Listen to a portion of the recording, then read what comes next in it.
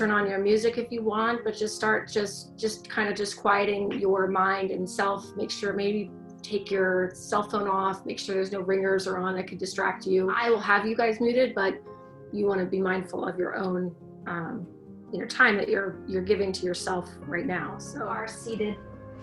If you're on a bench or in a chair, you can just either cross your legs, like my legs are crossed a little bit like this. But you want to make sure that you are just as relaxed as possible, that you don't have any feelings of or strain on your neck or your back, or feeling like to hold yourself up that you're compromising your spine or your lumbar spine. So if you need to make adjustments to make sure that you still have some support in your lumbar spine for wherever you are, please do that. You can also put something underneath your feet. You want to make sure that your knees and your ankles are still, like your ankle and the knee are in alignment in a vertical length. So if you need to put yourself over, like I'll show you, you want to make sure if you're seated that you see the tops of my knees. If you're like this, you want to make sure that you're still seated and that your knees and your ankles are still kind of in a vertical 90 degree.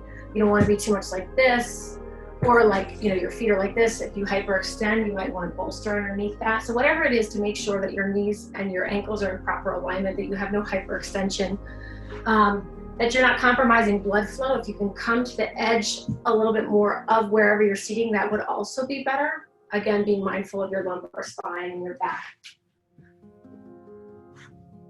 And then just go ahead and quietly just close your eyes and just start. Obviously you are breathing, but just breathing to yourself.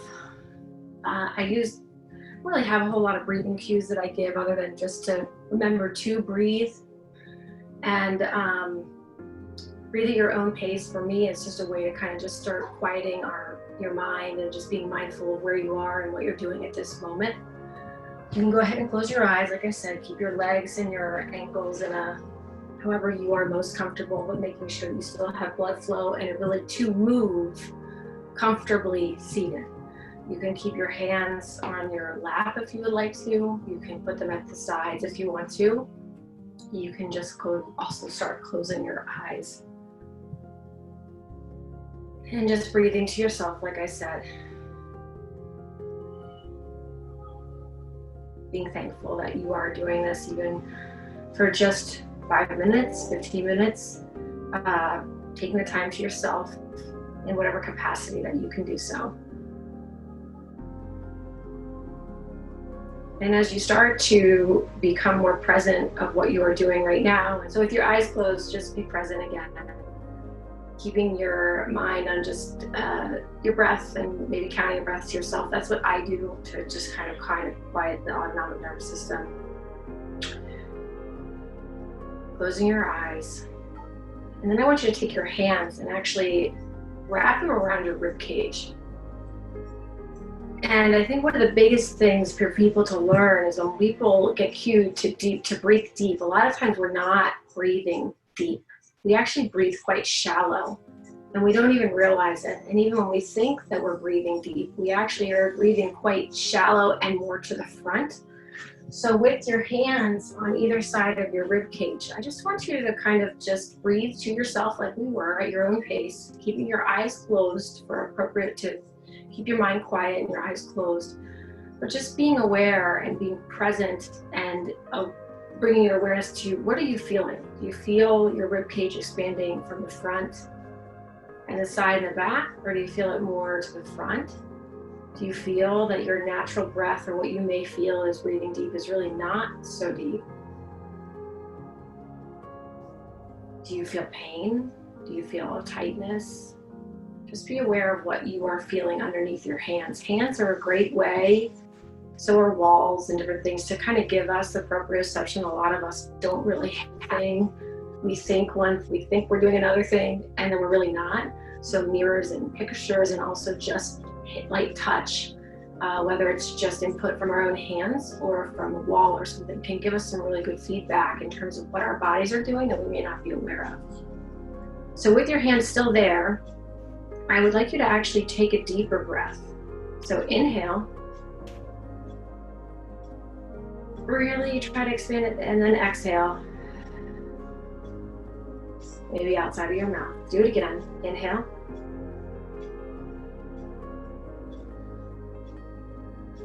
And then exhale. Do it again. Inhale. And then exhale. And then maybe roll around your wrists. Open and close your palms. And I want you to notice, what did you feel when we took the deeper breaths, when we had our hands around our ribcage? Did you notice that you felt more expansion deeper, feeling it more down? Did you feel more expansion outward, to the front, to the side, or into the back versus when we first started? Did you feel any constriction? Did you feel like you couldn't take a deep breath? And then just roll around your wrists, because sometimes even when holding your hands like this, at least for me, my thumbs can kind of dislocate, so be mindful of that. So then just roll around your wrists. And then put your hands to the side. And I want you to keep your eyes closed. We're gonna just roll our shoulders back and down, slowly. Still breathing at your own pace. You can breathe deep or at your normal pace.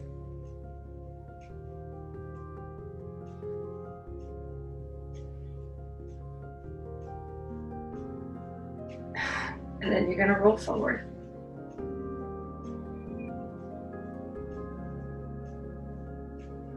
And then I want you to take your hands, and you can open your eyes if you want to, or you can keep them closed, whatever you're comfortable with. Take your hands, and I want you to place them on the tops of your shoulder blades. And I want you to do some bigger shoulder circles backwards.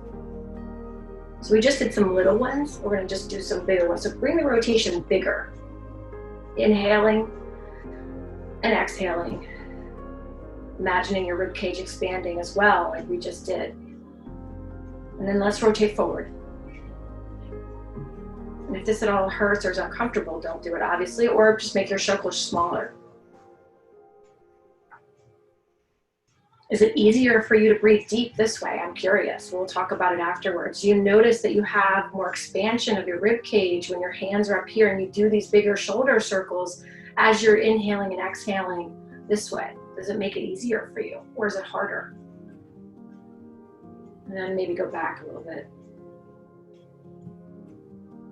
And then forward.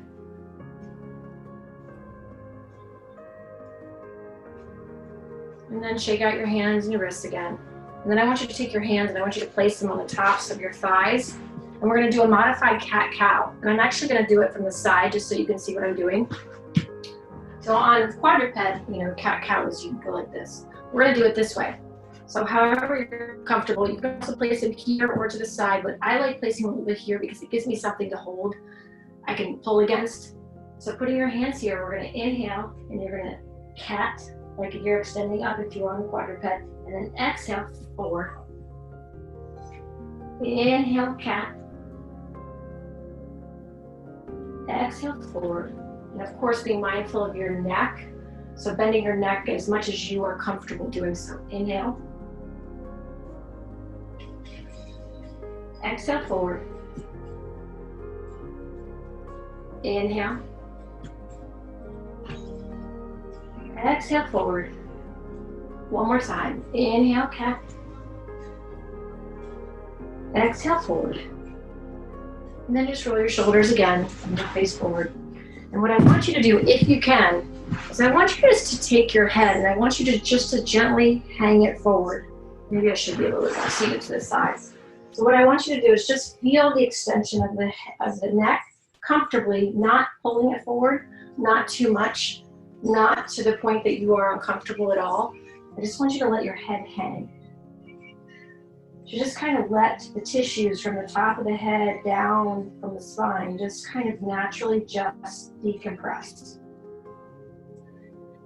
We're so used to having to shrug our shoulders and hold up our necks and go like this, and we don't realize that we don't even let the tissues all along here just naturally extend and relax, because we're told so much to tilt our pelvis and to tuck and to hold in our core and hold tight, and all that bracing a lot of times actually causes more pain. And then there is a natural extension and contraction of our tissues and our muscles that a lot of us have kind of gotten away from being able to do because we think it's bad, and it can be uncomfortable if we haven't done it. So if you can, just let your head hang a little bit gently. And if you can or cannot, or if you can now bring in some rotation maybe to the right shoulder gently, and then in a U shape to the left hand side. And I know under moving our head, especially with POTS and dysautonomia, it can be really quite tricky. So I try to do it really gently while sitting up, and then roll it back to the other side. And then do that a couple of times to yourself, maybe bringing some other movement that you want, maybe more shoulder rolls. If you can also take your hand and maybe extend your right arm and your right fingers, maybe holding on to the chair and just doing a little bit, it gives a little bit more of a stretch to the right hand side if you can handle it. But do that a couple more times to yourself, and you can also do the same on the left hand side.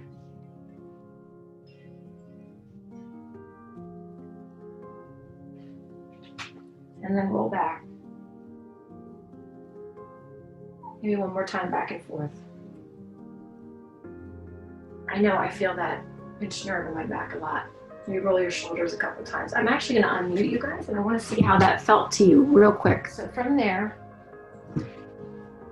let's take our hand one more time, take our right hand, place it a little bit over to the left or to the side of the chair, and just again, just gently lean over to the left.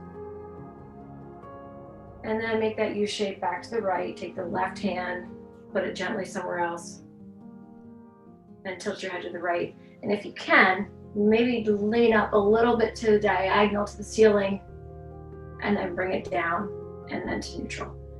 And roll your shoulder blades. So arms at this point now are going to be down to the sides. I want you to inhale, arms up. Exhale down. Inhale, arms up. And at the top, I want you to take your hands, I want you to interlace them, and then just gently reach up like a good morning stretch, maybe bending to the left or to the right, or both, however you're comfortable. Maybe back and forth a few times at your own pace. And inhale up, stretch, and then exhale down. Rolling around the hands again. Hands down, shoulders back and down, keeping your eyes open or closed. Inhale, arms up. Inhale, and then we're gonna exhale, we're gonna kind of rotate to the right, and then let our arms down. And then bring it back up, inhale. And then we're gonna exhale, and we're gonna rotate to the left. Inhale, arms up. And let's do that again. Go to the right, exhale. Inhale, arms up. Exhale, rotate to the right, or to the left, sorry. Inhale, arms up. And then exhale down. Roll those shoulders again. And I want you to take your right leg, if you can, cross it over like a figure four, but modified because you're sitting. So your right leg, right ankle is over your left knee. And I want you just to hold this. If this is enough stretch for you, that's perfectly fine. If you can, I want you just to bend forward, hinge forward at your hip. So you're like this. I don't want you to bend from your back. So here's your leg, you've crossed it over. This is where this mobility at the end of the chair is important, and that the alignment from the ankle to the knee is really important. So we're here. And if you can, I want you just to hinge forward at the hip. I don't want you to bend like this. I want you just to hinge. Now, if you can collapse forward like me, I don't want you to do that. I just want you to hinge forward and then bring it back up. And then take your right foot and put it down. And then take your left foot, place your left ankle underneath your right, and then just hinge forward.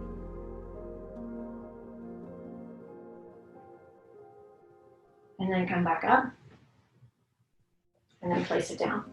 And then with your feet on the ground, I want you just to do a couple heel pumps like this, bringing the blood flow to the bottom of our feet. So it's so important, especially for dysautonomia. So pump it up and down.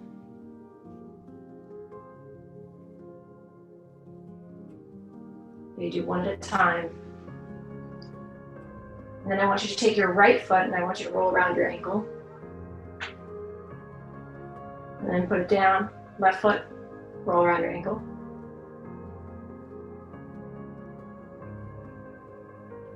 And then I want you to slowly make your way standing, holding onto your chair, the end of the chair, holding onto something. So you can either be in front of it or you can be seated to the side. And I want you to hold on to something like that. And I want you to take I want you to inhale with your left arm up and bend over. And then exhale back down. And then holding on to the left side, we're going to inhale, right arm up. And then bend over gently. And then exhale down. And then seated here, standing here, we're going to take come this way. We're going to holding on to the back of the chair if you can, or holding on to something. I want you to take your right leg, and I want you to place it up on the chair. Being mindful of hyperextension, and I want you just to hinge forward. Again, this is not from the back. We're going to hinge forward. So we're going to just hinge forward. And then I want you to point and flex the foot. Again, being mindful of not collapsing. We don't want to do that. And we want to be just hinging from the pelvis and not arching our back. And then take that right leg and put it down. Let's do it on the other side. Holding on, you can either just hold on to the same side or you can switch to the other side. We're going to lift up our left leg, place it on the top of the chair, and we're going to just hinge forward. And then you can pull up, you can flex your foot and point it. Flex and point. Flex and point. And then hinge maybe a little bit deeper, but again, not collapsing. And then come back up slowly. Shake out your legs, maybe roll around your ankles, holding on to something again, supported.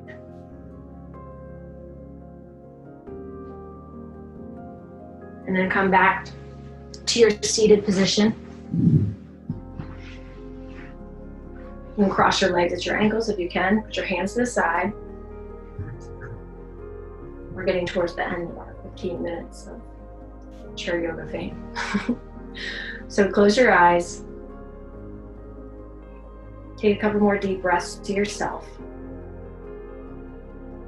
Putting your hands on your rib cage if you need to kind of really feel that deeper expansion and being mindful of taking deeper breaths, if that helps you. Or you can just place your hands to the side. We're going to inhale, arms up. Again, and then exhale down. Inhale, arms up. And at the top, inhale, I want you to take your right hand and I want you to place it or grab it with your left hand. And I want you just to reach over again, bending to the side like we did when we were standing, gently. And then come back up to the center. Exhale down. Inhale, arms up again. Now grab the left hand with the right hand. And then just gently bend over, reach. And then come back up to center.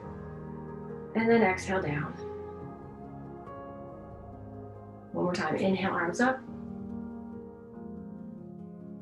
And then hands to heart center. And you can bow your head if you want. Namaste.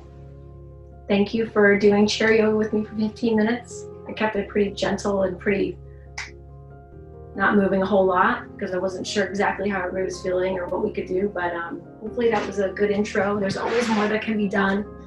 Make it harder or less challenging. I'm gonna unmute you all because I do want to show you this other exercise too. There's a couple more things like, there's a lot of feet stuff that we can also work in that's probably really great for not just you guys, but also for dysautonomia and people with dysautonomia. People don't realize how much the feet and feet strength and being able to, do those heel pumps and things like that is so important, and not only just being able to hold our bodies upright, but also to help the blood move.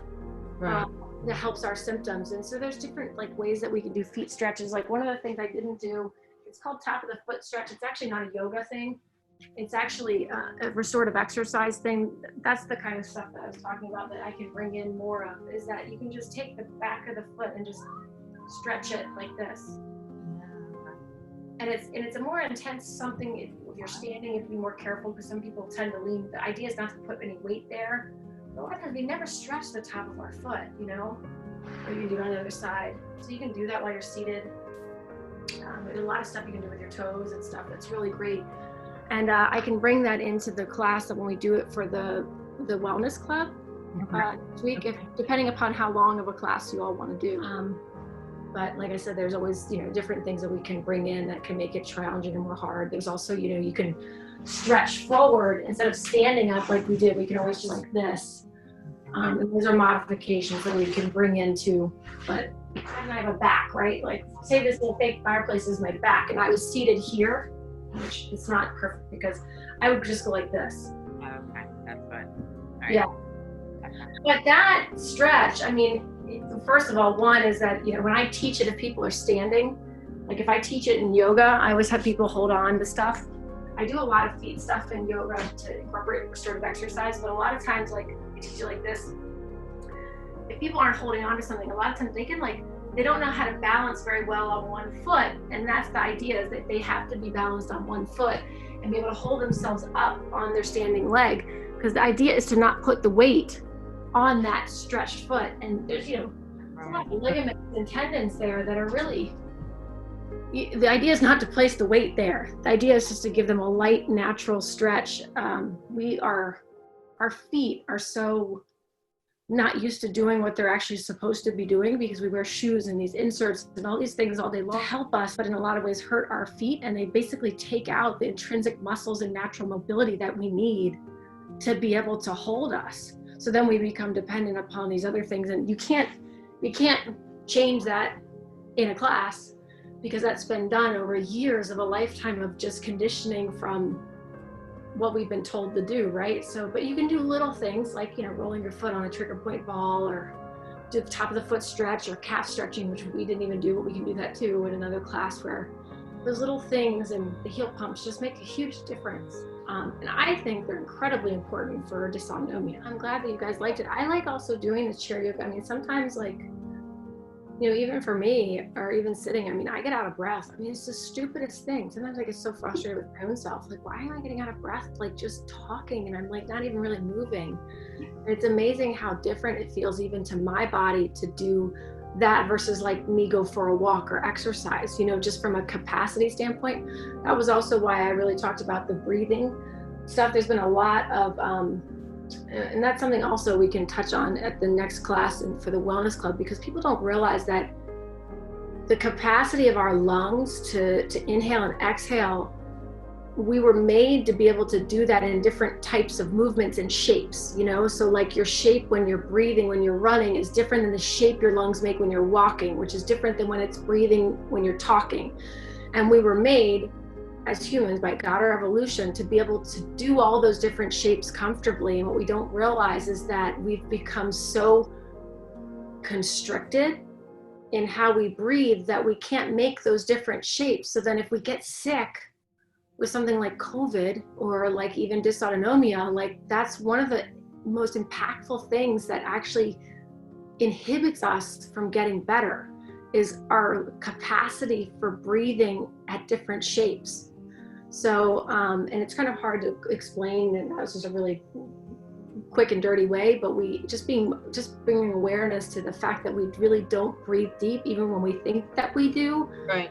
Just being aware of that we are supposed to, our ribcage is really supposed to expand front, side, and back. And if you're not feeling that it is, then working on that is really important, because all those muscles and the cells on the cellular level need to be able to get that movement. We need movement on a cellular level to trigger biochemical, biomechanical functions that help us optimally live well and fight issues, right? So if those movements aren't happening because, our rib cage can't expand or the muscles aren't used to being able to expand, then we can't breathe as deeply as we need to in these different things.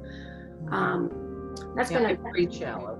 And it's funny because I'm not a breathing expert. They teach it, and I feel kind of funny whenever I talk about it. I just feel like I'm not a really good breathing instructor. No, I think there's always different ways to breathe, and I always feel kind of funny. But I like talking about the biomechanics, and it's there's scientific evidence that proves what it does. I mean, here the way that I look at it is that we all have a bunch of different things that are comorbid, and there's not a whole lot. The way that I developed EDS Wellness was the idea to for wellness and health education. That wasn't nobody wanted to donate for that, but the idea was to be able to help people help themselves when they had nobody else. And at the end of the day, if all you can do is just know how to breathe and be aware of that, and that's all you have, it's still something. And a lot of times we have nothing. We don't have money. We don't have resources. We don't have anybody that believes us. We don't have help. We don't have anything. And if you can just learn how to breathe, it directly acts on the autonomic nervous system, which is what we need to calm mast cell issues, to calm whatever. It does a little bit. It's not perfect. It's not a cure, but it directly acts on exactly what we need to gain control of, even just a little bit, to then step farther, another step. So that's why I like talking about it, because it even just from a mindfulness and a meditation standpoint, there's so many things, like you were saying, Jennifer, breathe deep. What do you mean? People tell me to do that all the time. People think you should be sitting there but it's about finding what works for you. And after a while, you'll end up just breathing deep, in my opinion, to yourself, as you just need to zone out, doing whatever it is that helps you calm your nervous system, and you don't even realize you're doing it. And then your husband will say, "Why are you breathing deep? What's wrong?" And I'm like, I'm not, I'm fine. But I think it becomes to the point that it's making me nervous when he's sitting in bed and he takes his deep breaths, and I'm like, okay, if you need to keep breathing, go somewhere, because at this point, you're making me nervous. The one thing I ever did right, I don't know if I ever taught it right, but was that instead of doing timeout, we did timeouts, but we did timeouts they would have to take 5 deep breaths before they got out. So timeout wasn't a punishment. It was a get yourself together, calm yourself down, and then we'll discuss what you did. And it was always, you have to take 5 deep breaths. And of course, sometimes they'd be because that's not a deep breathing. But that was the one thing that I was I remember thinking, I just want them to not, one, associate timeout with punishment. I want them to associate timeout with getting their shit together, basically, and learning to calm their body and their mind, to then because nothing happens, nothing is solved. You can't make good decisions, and you can't gain control of yourself if you don't calm that. So I don't know if it really helped them. I had to do a lot more with Seamus because of sensory issues, but now we did. Have you guys heard of tapping? I've heard of it. That was another thing we used that kind of is another mindfulness type of meditation, self-help type of thing that I swear it was almost like voodoo, but it worked.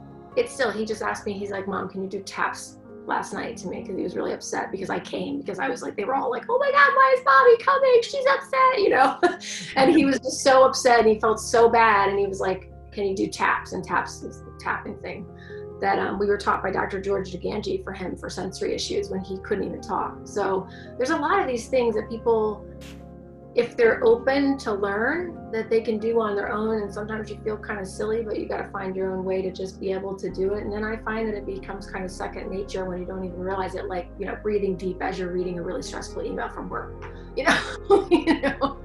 But let me show you that one exercise, if you guys can do it, and then we'll just, do the Friday. I'll make the graphic for next Friday. But if you can do quadruped, so remember when I was sitting with you guys on the chair and I just said, let your head hang?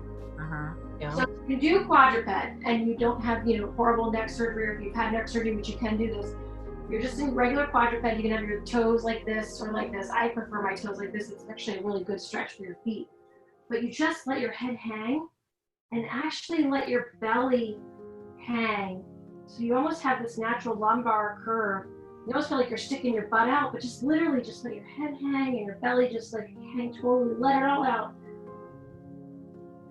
And it's amazing how much deeper you can breathe, but also that stretch from the fascia, the connective tissue from the top of your head down to your tailbone. Think about how much that's being able to just release in a way that we never get to let it to do so, because we're always trying to tuck our pelvis or hold in our core, or our shoulders are up to our ears. So just this position, just letting your head hang and just letting your belly hang and not tucking your pelvis and not holding in your core is an amazing, just restorative stretch position, because that whole idea of tucking our pelvis and holding in our core, you know what that does over time?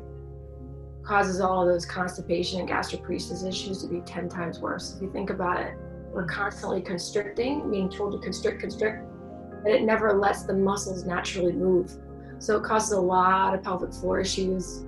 So a lot of that, like restorative exercise, is like undoing that, like what we're told to just, you know, tuck, hold in. But all that holding in, all that does is it just creates more spasm and more, you know, constriction, which is why they don't teach Kegels anymore. Yeah. So same kind of thing. So just letting your belly hang and letting that natural curve of your spine, and then just letting your head hang, it just lets the fascia and the connective tissue from the top of your head down your spine. It's like the best stretch naturally. So if you can do it.